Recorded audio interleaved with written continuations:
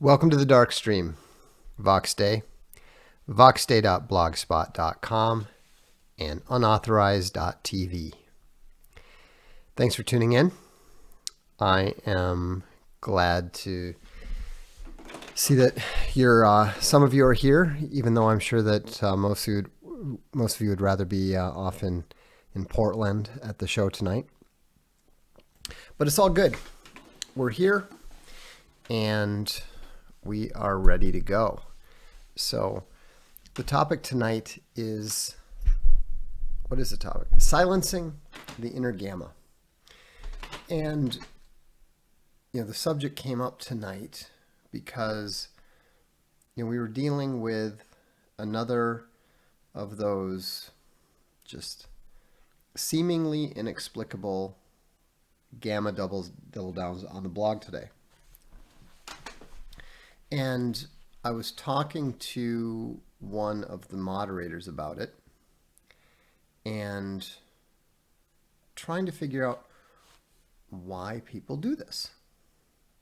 Why do gammas insist on behaving the way that they do when they know it can't possibly end well? A gamma is a pattern of male behavior. It's one of the 6 major patterns of male behavior that we've observed. It's something of my device.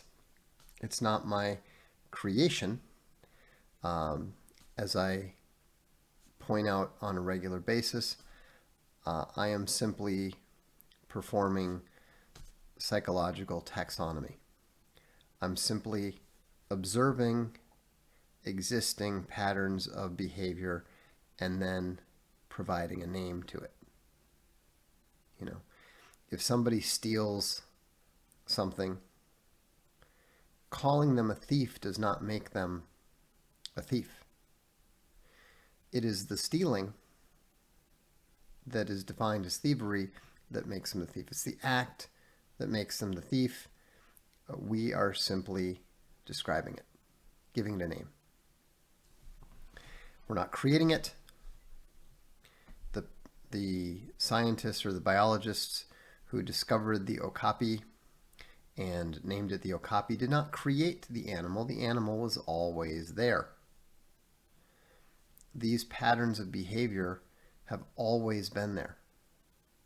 It's really kind of fascinating because when you read old books, you can see how far back Alpheus Alpha may have his gamma moments, caught up in this, that, or the other thing. In the names don't matter. Different animals have different names in different languages. It doesn't change what the animal is.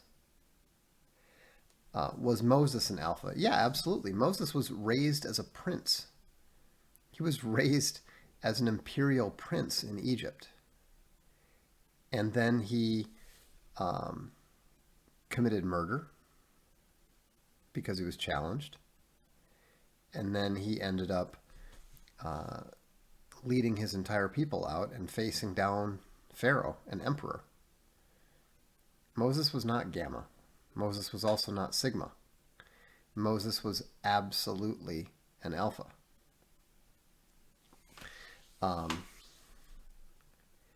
Was Aaron the archetypical Bravo? He was in a Bravo role, but some of his behavior was a little bit gamma. Judas was definitely a gamma. Absolutely. Hey Vox, how would you sum up the Bible in one sentence? The Bible is true. That's what I would say. Dances with Logos gets it. He says, the gamma inside me would say Moshe. Who cares? Who cares? Grizzly Mama Bear says, my dad is a stereotypical selfish boomer. He used to be a delta with gamma tendencies, but the gamma is taking over as he ages. I think that's not unheard of. Is that a common pattern? Well, I mean, it's common for people to lose sociosexual hierarchy rank as they age. You know, the the handsome lady killing alpha becomes that, oh, he's so cute old man. How can that not affect your psychology and your pattern of behavior? I mean, there are rare types who maintain their high level of hierarchy. You know, The Godfather is a great example. You know, the people all humbling themselves before him and asking him for favors and that sort of thing. But even there, he maintains the pattern of behavior, but despite his very high alpha status with men, he's probably not particularly attractive to women just because he's so old. You know, if you could only use 5 words to describe a gamma, what would they be? Um,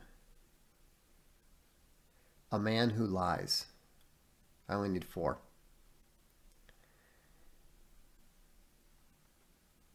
You know, what the gamma is, and this was kind of interesting. I was given some thoughts. Uh, I was given some ideas about this because I was asking someone, why do gammas always need to try to correct people? You know, I am much better educated than the vast majority of people I encounter. I went to a better university. Uh, I got a Bachelor of Science and a Bachelor of Arts. I was a double major. Um, I've lived in a number of different countries. I speak a number of different languages, none of them particularly well, but enough to read for pleasure and be able to talk about pretty much anything and so forth. And I would estimate that probably about 25 to 30% of the stuff that I hear people say is more or less wrong in some capacity, in some way. But I don't feel any need to correct people most of the time. What does it matter to me if they pronounce something incorrectly? What is it to me if they believe something that I know to be false?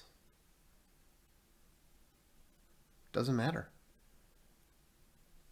And yet, you see these gammas time and time and time again. I mean, today there was a guy who he's been on the blog for a while. He's a very unpopular individual there just because he's constantly trying to lecture. You know, anytime anybody says anything that gives him an excuse to correct them, he leaps in with a big lecture. And this is irritating to most people. Now, I didn't really mind it that much until, because I frankly don't pay that much attention. But it really finally came to my notice when I realized that on a particular comment thread, the guy's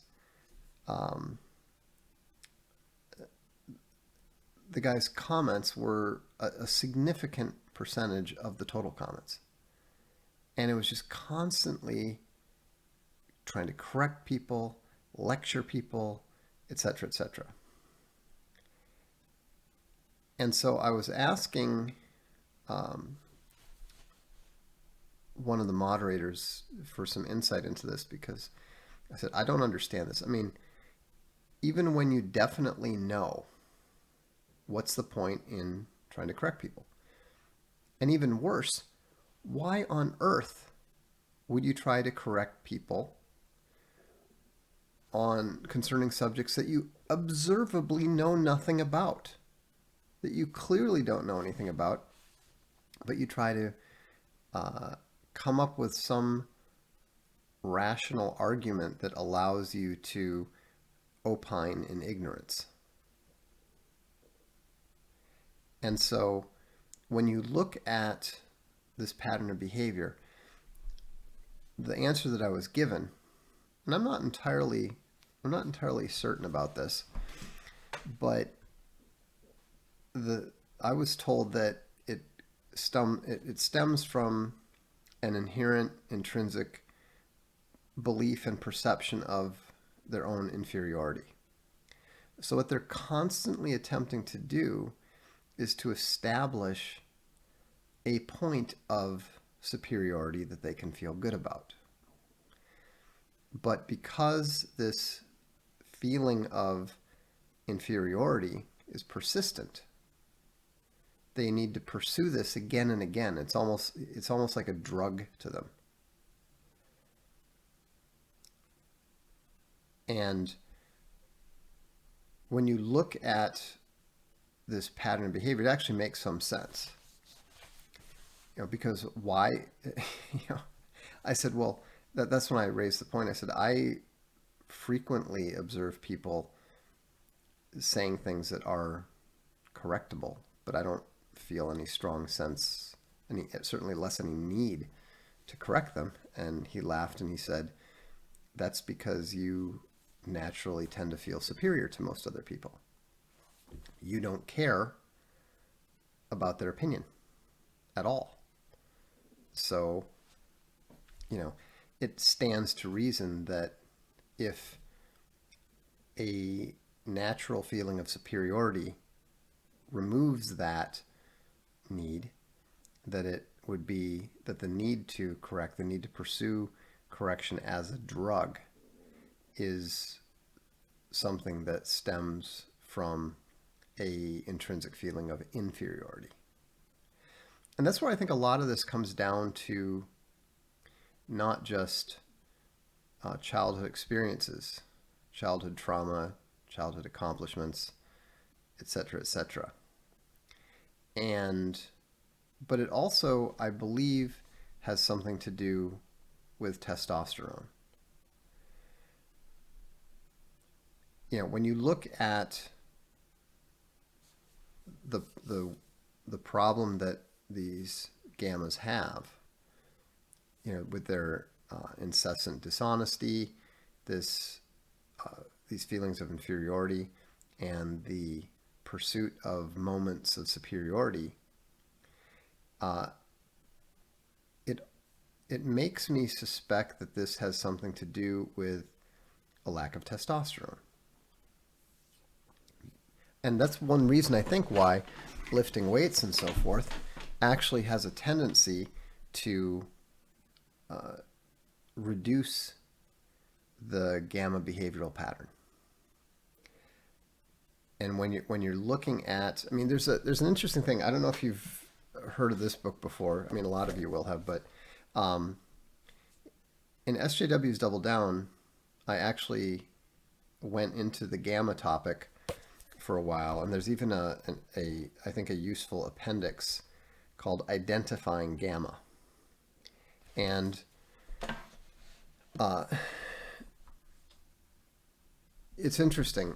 Tacoma Dental says, my gamma brother is 33 years old, unemployed card dealer, lives with my mom, no hard labor ever, won't exercise, but if you saw his Instagram, you'd think he was Dan Bilzerian. Yeah, they're constantly trying to present a false front. Tom Forsyth says, I suspect when Aspies correct things, it is because they care more about facts than people. The idea of wrongness is very troubling in and of itself. It wouldn't occur to them to use it manipulatively. Possibly, but I think that Aspies also have a fundamentally flawed model of human behavior. Both the Aspie and the Gamma thinks that they are helping others, thinks that they are making themselves more attractive, or thinks that they are elevating their status by correcting someone else. And they don't realize that they're actually putting themselves into a dislikable position. You know, this is what I tell people, and I try to explain to people. Do you like your teachers? How many of your teachers do you like? And people say, well, I didn't like. Yeah. I said, well, do you like getting corrected by your teacher? And virtually everyone says no. Well, then, if you don't like it when people correct you, if you dislike people for correcting you, especially in public, then why would you think that correcting somebody is going to make them like you better, much less find you attractive? You know, it's really painful to see these guys who have no idea how to talk to girls. You know, it's not like young women get turned on by reading the encyclopedia or reading the dictionary.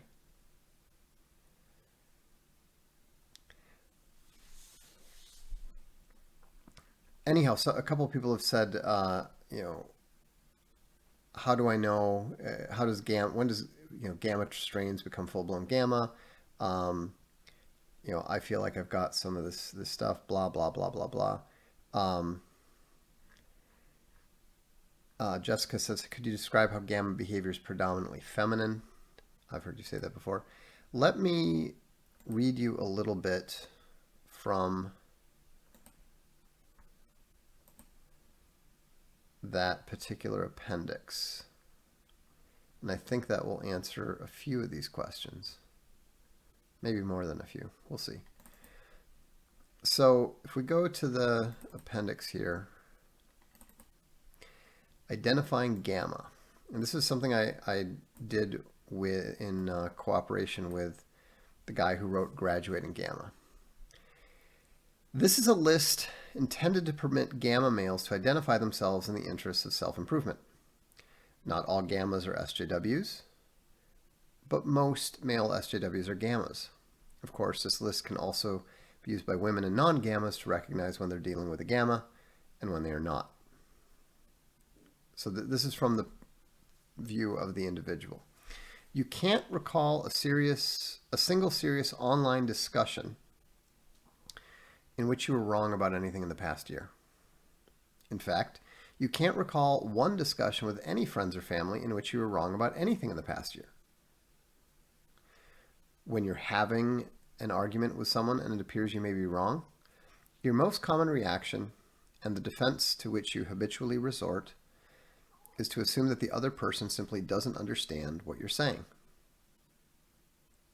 When discussing something with someone, and you begin to suspect that you maybe possibly are on the verge of being shown to be wrong, you start to get snarky, you crack lame jokes, and generally try to change the subject before it actually happens. If someone holds an opinion contrary to yours, and you don't believe you have a good defense immediately to hand, you start to look for unrelated ways to disqualify the other person as being less knowledgeable about the subject than you, and will sometimes even go so far as to begin trying to demonstrate that he is not a good person. Definitions are nebulous for you, and you don't hesitate to redefine words in order to suit your immediate needs during a discussion. If someone quotes the dictionary and it disagrees with your definition, it means he is arguing unfairly. Also, the dictionary is wrong. When you are finally shown that you are conclusively wrong about something, it is personally devastating. You remember the terrible experience for years. Avoid the place and the people involved as much as possible, and consider your time spent there to have been a personal failure.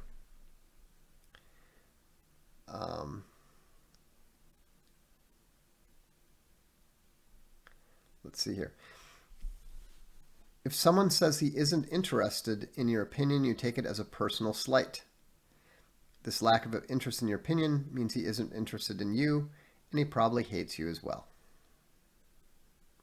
If someone tells you a story, this is a good one, you immediately have to follow up that story with one of your own, which may or may not be related to the topic, and of course is more interesting, more important, and longer. If you don't have a good story, you'll just say something snarky in response in order to diminish the other story in some way. This one drives me up the freaking wall. When telling an anecdote to a group and someone mentions he has already heard it, you go ahead and tell it again because you aren't sure if everyone else has heard it. And besides, he will probably enjoy hearing it again. You routinely quote movies, comics, and television shows, complete with funny voices, in your everyday conversation. It can be witty, but it isn't necessarily. And this is an obvious giveaway. You genuinely believe that the quotes are not funny. You can often see them coming.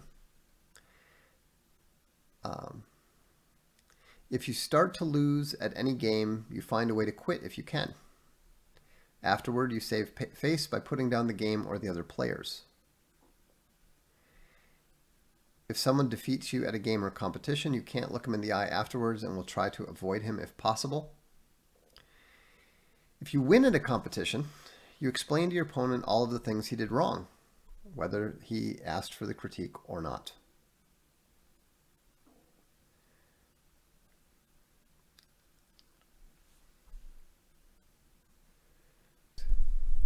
This is something that my wife and I have really been trying to teach our children and excise from our own patterns of behavior, is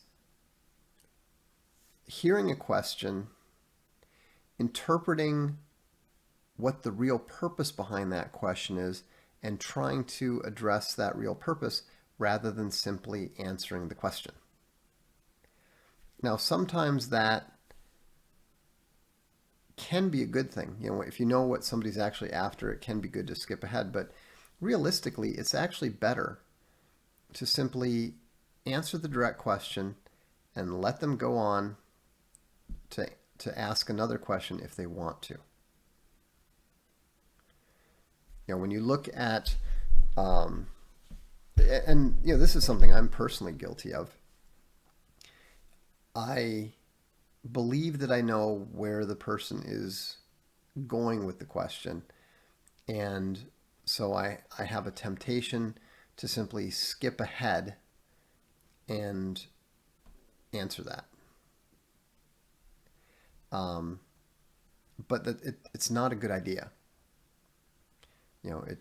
And so what I'm trying to learn how to do, and I'm working on getting better at, is simply answering the question, which is kind of amusing because, unfortunately, it can be amusing when they ask you a question like, "Can you do this?" and you just say, "Yes," and then you leave it up to them to go on to continue where you assume they want to. Will you do this for me? Certainly. Welcome, not sure. Are narcissists usually considered to be gamma? They can be, but I think that a narcissist can be any pattern of behavior. Gamma behavior is not just narcissism. It's different. Ooh-you-you-99 says, yes, I'm sick of annoying gammas trying to guess my motives when I ask a question. Exactly. They don't need to know. And it's really, really irksome if you happen to be an individual of very high intelligence, because the ability of the average individual to correctly anticipate where a very high IQ individual is going with something is very low.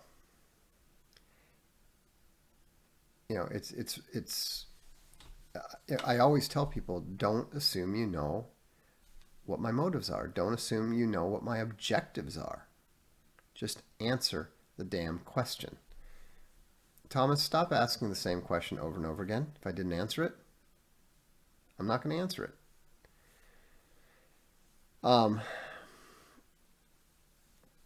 I think wrestling does help gamitude. I think competition helps gamitude. And I was wondering about that, and I was realizing that there's an important lesson you can learn, or there's an important test that you can give yourself, and it's a easier, less painful version of what I call the character test. The character test is something that I learned in martial arts, and it's very, very simple. And it's something that you can't cheat.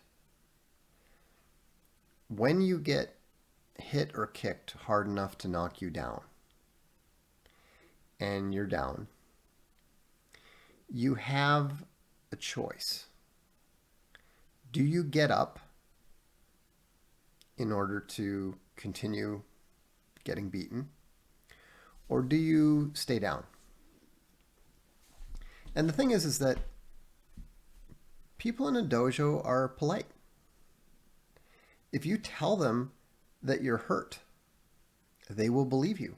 They assume that you're going to tell the truth, and they will take you at your word. You can go down and hold your ankle or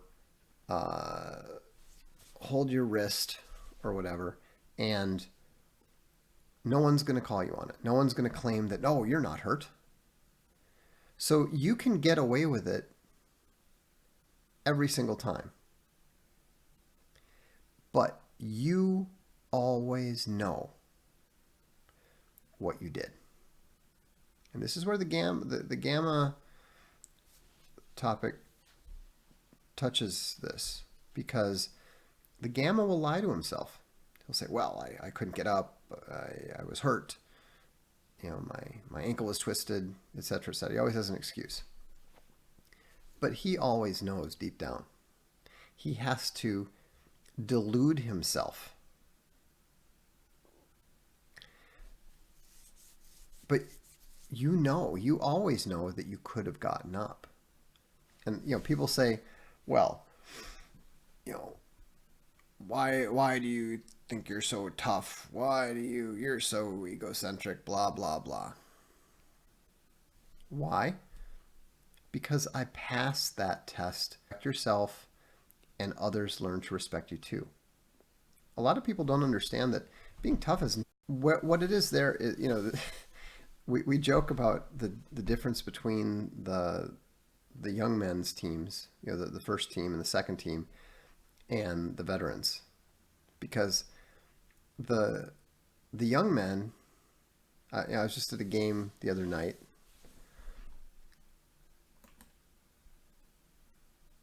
and it was interesting because they always just move instantly. They never wait for a second. The ball goes to the left, they're immediately moving to the left, just constantly boom, boom, boom, boom, boom.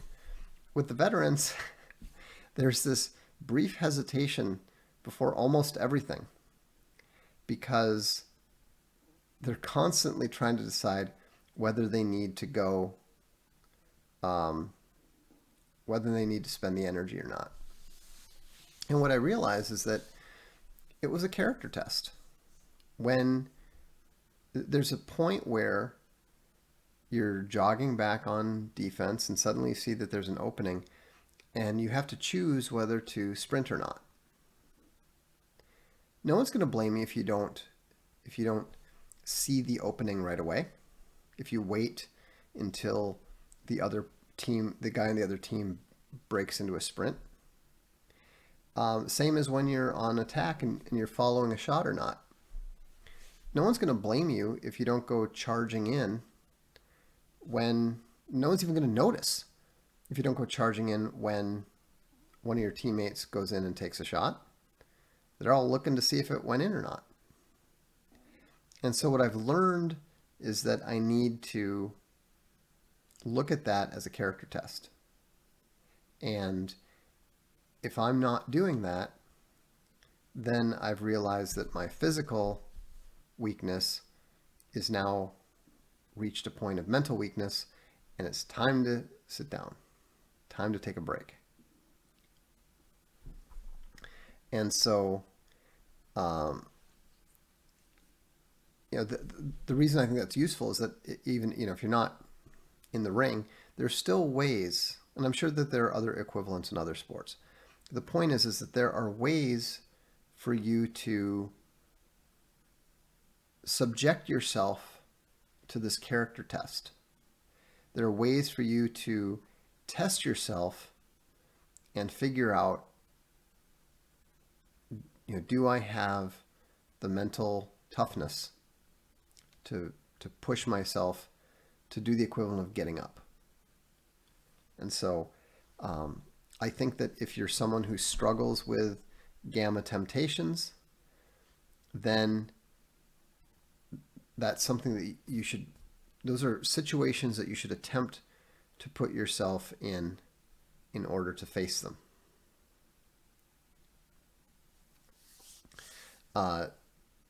Do you think that comes from the amount of situations you've seen versus the amount they have, and you're factoring in those as well? It's possible. It's possible. I mean, I'm over 50 years old. It's obviously I have a lot of experience upon which to draw. That's one of the advantages of age. It's one of the few advantages of age. You've seen it before. It's kind of funny. I think I've mentioned this before, but one of the first things I tell the younger veterans when they first move up to our league is that you cannot you must not underestimate the old fat guys. There's always one or two guys on each team that is at least 40 pounds overweight. Maybe not 40 pounds, but at least 20 pounds overweight. And they usually tend to be physically big, but not always. They tend to be, in their mid-40s, and they can't run anymore. They can't beat anyone on the ball. They can't really play defense all that well. But you know what they can do? They can still shoot from 40 meters out. And, it's kind of like same as in basketball. If you go in there and you're playing a pickup basketball game and there's some old fat guy, I can tell you right now, you don't want to leave him alone on the 3-point line, because probably the one thing he can do is hit from 3. And it was funny, we're one of our best players now, when he'd been playing on the men's second team, and he moved up to join us. And I told him this. I said, whatever you do, I said, especially, I even pointed the guy out. I said, he's fat and he's out of shape. I said, that means you can't leave him alone to shoot. And it was funny because, sure enough, he was like 35 meters away from the goal. And this particular defender, that old guy, saw him back off, immediately took the shot, put it up in the upper right-hand corner from 35 meters, goal. My teammate looked over at me and I said, I told you,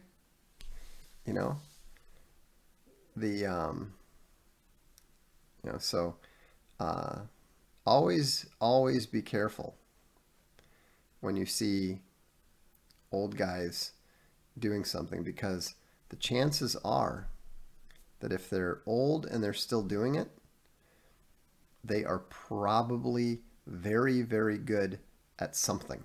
There's a reason they're still able to do it. So, let's do some super chats now. Okay. Upchuck McDuck says, follow up from a few days ago. Why was pre-World War I Europe the pinnacle of civilization, in your opinion? Because the fundamentals, the foundations of Western civilization were still strong. Christianity was still dominant.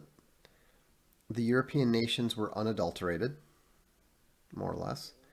And the Greco-Roman philosophic and legal legacy were still very, very dominant. Once World War I got started, that's when all of those things began to fall apart. So I think that's where we can. Now, there were people who observed that this was not going to last. You can look at Oswald Spengler, for example, who predicted it. There were others who saw the decline coming. But I think that it is easier to make a case for that than pretty much any other time. But I'm open to hearing other opinions. M. Bolster does his thing. Thank you. Cynic and Chief is eating a Chilito / chili cheese burrito at Taco Bell right now. I congratulate you. I'm not going to pretend I'm not envious. Bear Brain Schemer says, unauthorized TV is fantastic. Looking forward to seeing Rebels run progress and excited for the reprint of the Junior Classics. Logos is rising. I certainly hope so. Speaking of unauthorized TV, there is a new Barcelona Life that's up. And we've also got the 3 parts of the Bucket Tour back up again. So these are all actually kind of related, because the new Barcelona Life is a trip to Mallorca, which is really beautiful. The view they had from the place they got there was just astonishing. Nick's Music says, will New England islands be safe if the U.S. collapses? Safer than some places, not as safe as others. I mean, New England is pretty converged and pretty adulterated, so that's not good. On the other hand, it's not really the kind of place that a lot of people necessarily are going to want to be. So Satoshi Bear does his thing. Thank you. Bear Brain Schemer said, a lot keeping you busy. I know mere Christianity. Yeah, we're going to get on that. Maybe even tomorrow. Rhino Bear says, Sabaton. Thank you. I don't know how I'm responsible for Sabaton, but you're certainly welcome. Thomas W. says, what was the Apostle Thomas? Delta or not enough information? I would say not enough information. It's hard to say. John Doe says, a valuable part of your social sexual hierarchy observation I've realized is the contextual aspect of it. Yeah, exactly. That's why I keep trying to point out the fractal and contextual aspects. A man can be a delta outside the home. I now suspect that that's really only part of it. I think it's partly that they try to gain status, but I think it's also partly that they attempt to deal with their own inferiority status by scoring moments of superiority to try to make themselves feel better that way. Grizzly Mama Bear says, to understand gammas, remember that they create a fantasy versions of themselves in their own head first. Absolutely. The lies are to convince themselves it is real. Precisely. That's why we talk about the gamma delusion bubble. The deeper into gamma behavior a man entwines himself, the stronger his delusion bubble is going to be.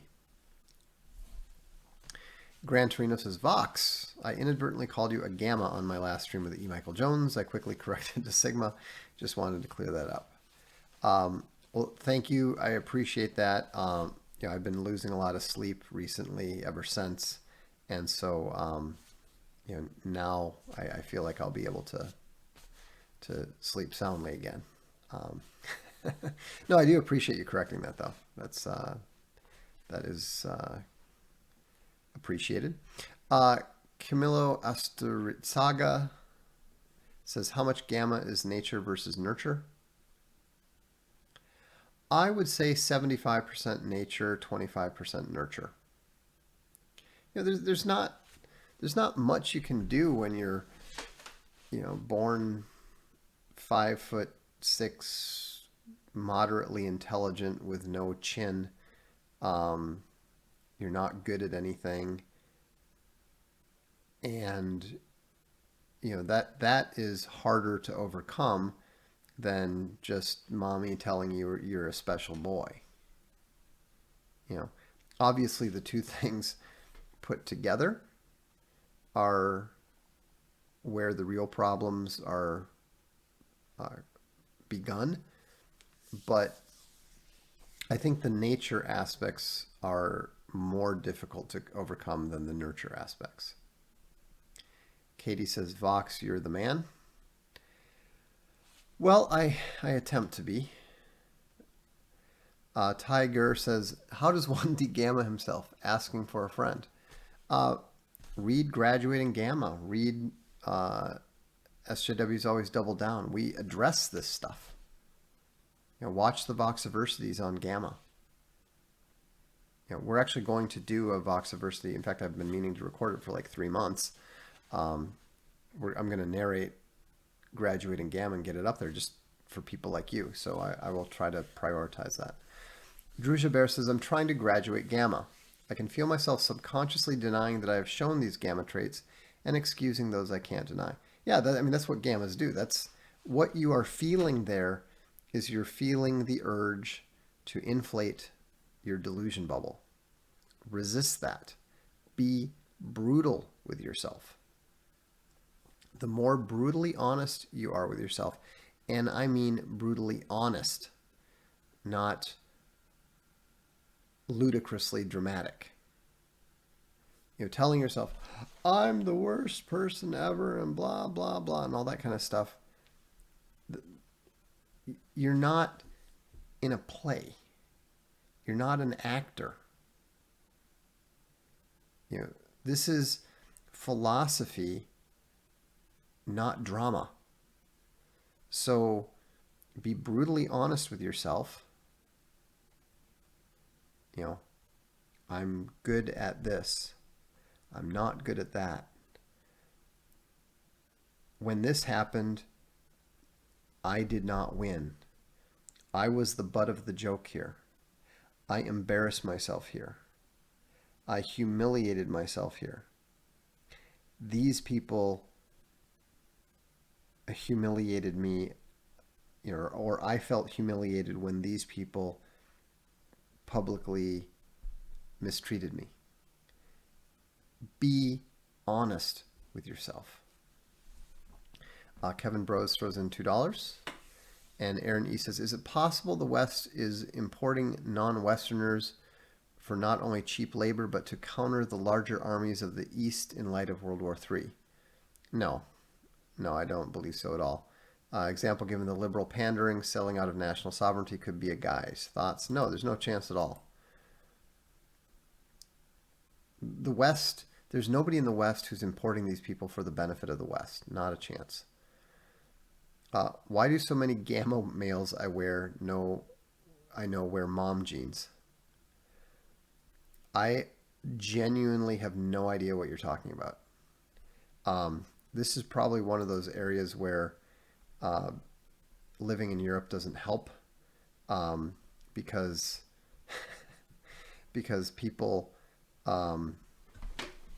especially guys, just wear what I would personally, having grown up as an American, consider to be totally bizarre pants that are more than a little gay.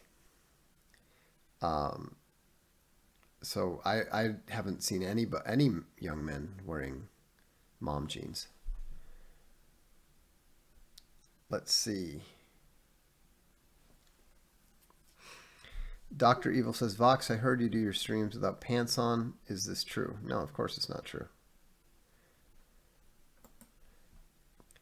I have children.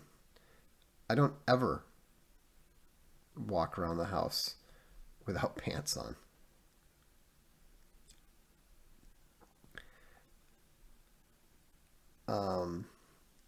Let's see here.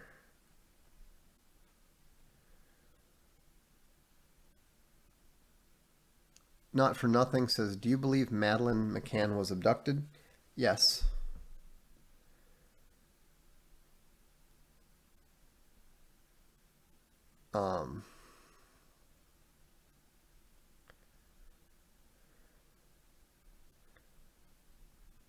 Medieval History is my favorite show, says Ty Richards.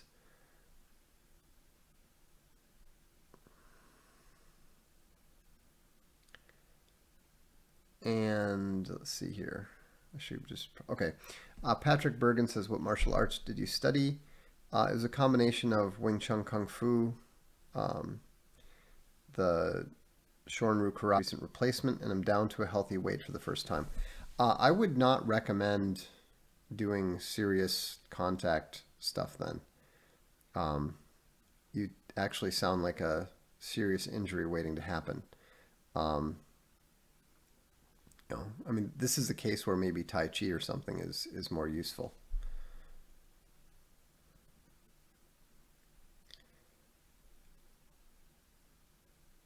I should just go here. I'll go over to the Super Chat Salon. I can't keep track with all the different comments. Let's see. What are the top 3 things to teach a 6-year-old son that has strong gamma tendencies? Okay. If they already have strong gamma tendencies, then the first thing you need to tell them is you're not fooling anyone. Gammas always think that they're somehow pulling the wool over everybody's eyes. So it's very important to make them understand, they're not fooling anybody. So number 1, you're not fooling anyone. Number 2, finish it. Don't quit. If your son's got a strong gamma tendency, he's going to try to quit things. And the third thing would be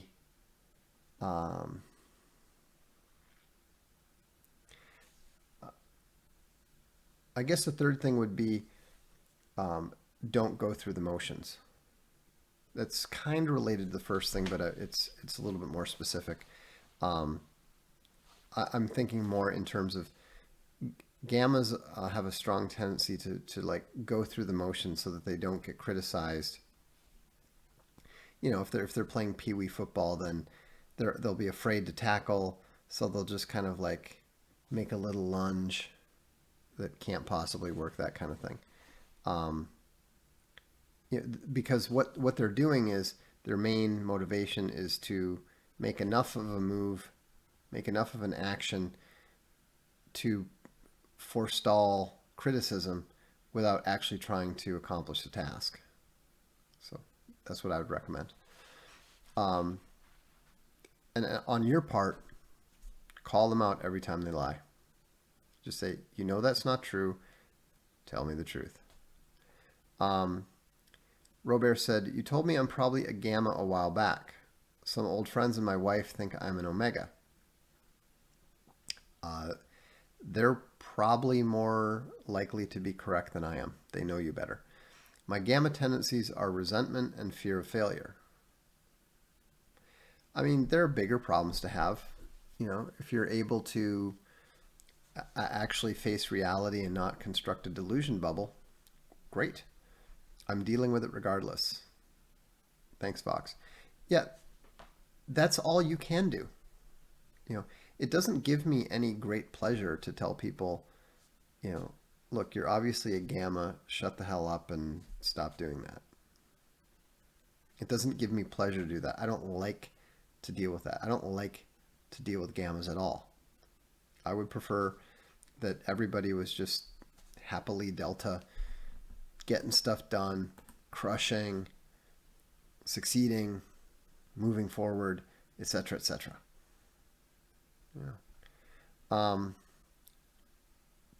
If I wear my UTV shirt to the Ren Fair, will it be recognized? Almost certainly not. Or will I be beaten or applauded? I don't think anyone who goes to the Renaissance Fair is going to be inclined to try to take on somebody who's reprehensible or unauthorized. My son is performing there. Yeah, I don't think you have anything to worry about. Reading on says, hey Vox, what is the difference between a grifter and someone who changes because they realize the truth? Well, if they're a grifter, they don't have any principles.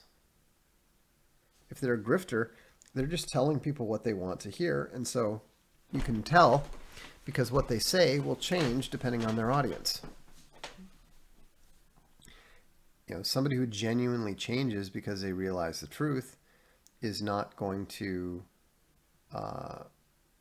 change their story depending on what benefits them most at the time. The grifter will. In fact, somebody actually sent me, like, for example, someone who is a Candace Owens fan recently sent me an email admitting that I was correct about them. It literally says, you are right about her. She posted something on Twitter saying, if I were president, the punishment for burning the U.S. flag would be the renunciation of citizenship. No jail time, no fine, simply 1 year to liquidate your assets and get the hell out of our country. Okay, that doesn't sound too bad. In exchange, we'd extend citizenship to a hardworking, legal immigrant.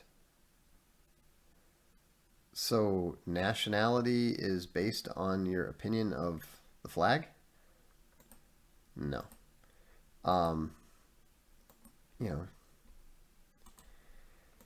She's not on our side. Not even close.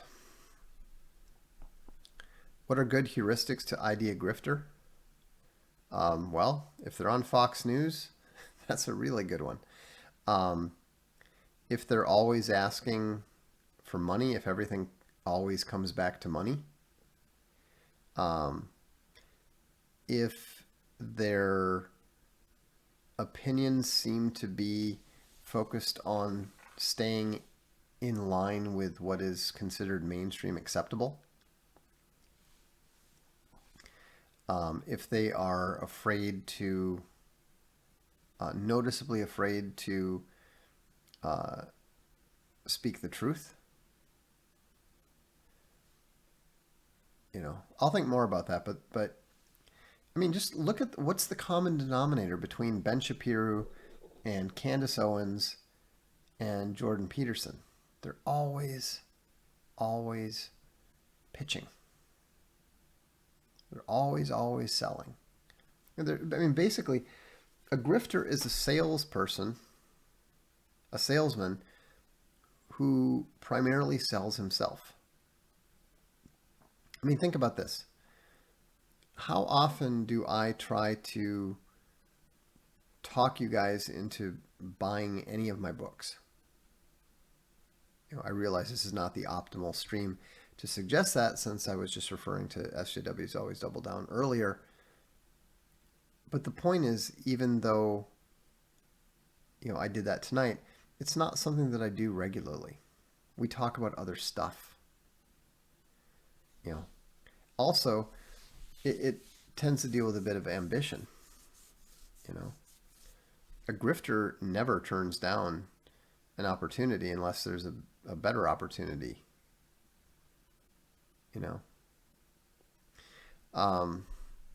Frank Underwood says, if gamma is linked to testosterone, then the changes in physical activity and diet over the last 40 years probably contribute a lot to the problem. Well, I think that's true, and I think that's probably why they're pushing it. All the crap that that whole food pyramid thing they were pushing back in the 80s, late 70s, early 80s, is actively bad for you. Now we're finding that you should be eating red meat, washing it down with red wine, and finishing it off with dark chocolate. You're much better off doing that. Breakfast is not the best part of the day. You should skip it as part of your intermittent fasting. you will be better off. Yeah. I don't think it's an accident that they are putting all kinds of crap in the food and then telling you to eat stuff that's not good for you. I doubt it's a coincidence. I have children is something most gammas don't understand. Exactly.